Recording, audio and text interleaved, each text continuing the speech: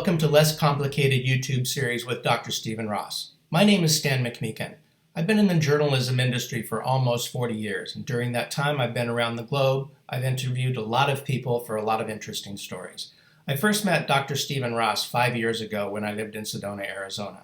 Dr. Stephen Ross is a PhD, president, and co-founder of the World Research Foundation, who for 47 years has traversed the world acquiring information on alternative medicine, spirituality, human potential, and dreams. I was honored to go through the library that he's currently sitting in, and I thought, this man has a wonderful story. In fact, he has 15,000 wonderful stories. Good morning, Stephen. Good morning, Stan. Can you tell our viewers about your library and what its contents hold?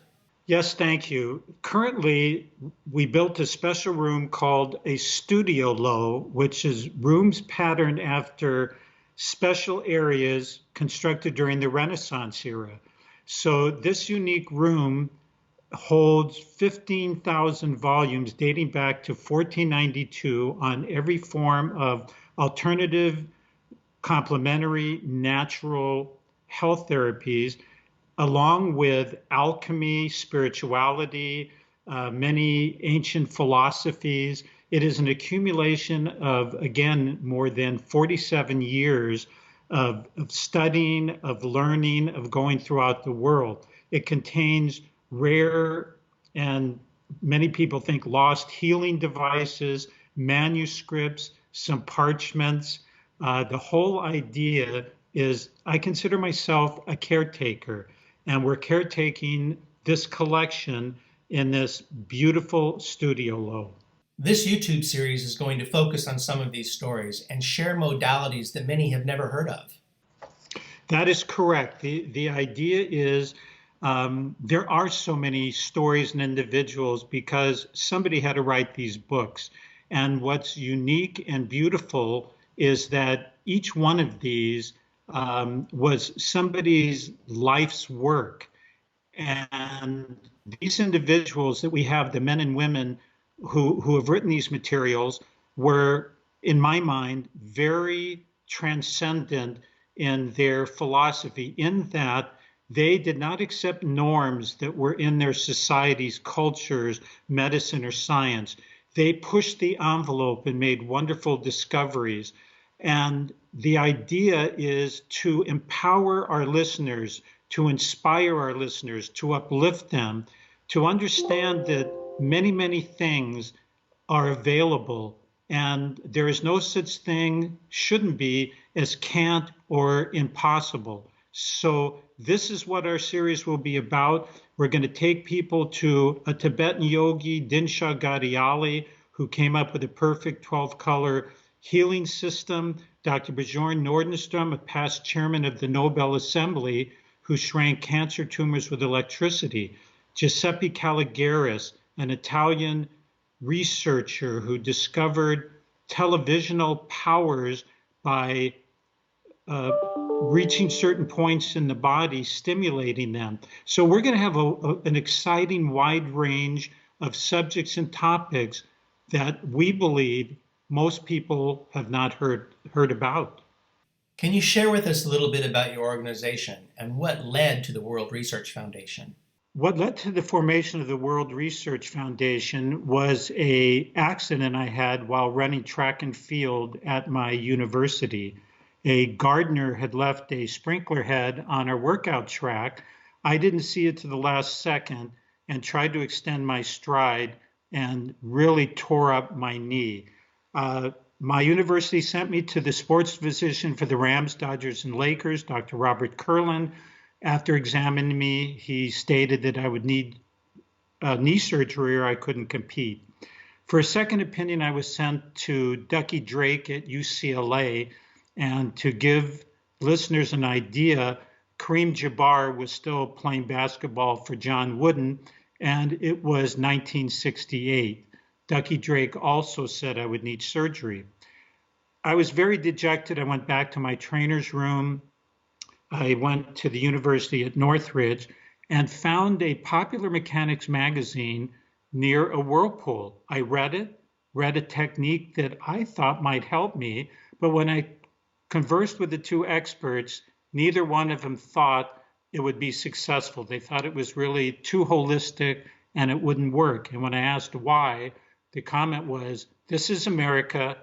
We have the best, no one else does." But I utilized the therapy myself, missed only 5 weeks of training, and that year finished 5th in the United States. It planted a seed for me. What other things exist in this world that we may not be familiar with here in the United States? And that led eventually to me co-founding the World Research Foundation with my associate Laverne, who also had had health difficulties.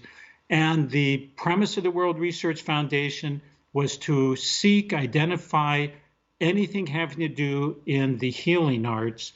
And that really led to the formation in 1984 of World Research Foundation. Tell us who you're going to introduce us to in this series. I am looking to introduce people to a variety of men and women who accomplished what experts said would be impossible. These individuals, Bjorn Nordström, a past chairman of the Nobel Assembly, was shrinking cancer tumors with electricity. Dinshah Ghadiali came up with a perfect 12-color system of the visible light spectrum, where at one time 500 US doctors were actually using this system. I want to talk about Giuseppe Calligaris, who was an Italian in the early 1900s, who found different points on the body could stimulate supersensorial abilities. Now, that may sound outlandish, but when he died in 1944, the Soviet Union swept down, got all his materials, and immediately set up 13 research institutes. And this is why Russia was always ahead of psychic phenomena. I want to introduce people to the great healers, P.P. Quimby and J.R. Newton. P.P. Quimby, the father of the New Thought movement, actually spoke and argued with people to their health. J.R. Newton, who healed 250,000 people with just loving them. I want to share a variety of men and women who have not always had great publicity, but were very profound in what they were able to accomplish. The idea is to empower, inspire, and support all of our listeners to reach their highest potential. By watching this series, people may gain access to documents and items they might not know about? Correct. We're going to have a lot of original documents, documents that, quite frankly, other sources do not have, whether it's healing devices or manuscripts. This is what makes our collection so very unique and why we feel that this series is going to be very valuable for people. Why is it so important to get the word out now? If anybody watches television, every other commercial deals with pharmaceuticals.